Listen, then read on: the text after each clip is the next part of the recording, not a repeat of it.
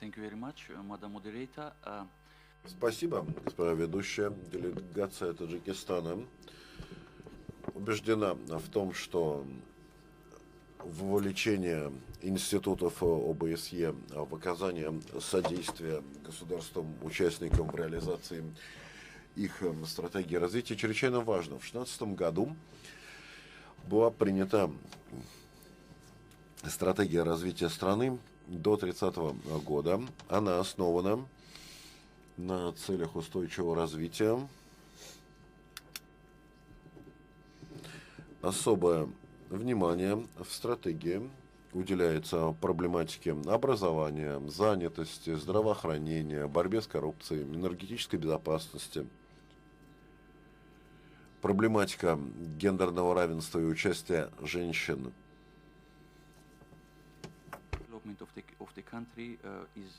в развитии страны также занимает видное место в стратегии.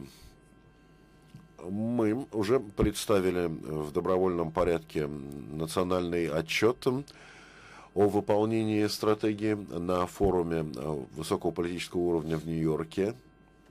Считаем, что участие институтов ОБСЕ, в особенности полевых миссий, имеет огромное значение.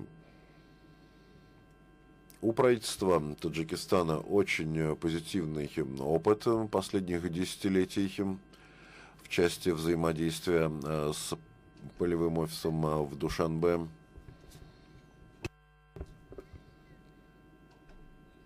Ежегодно проходят специальные партнерские встречи.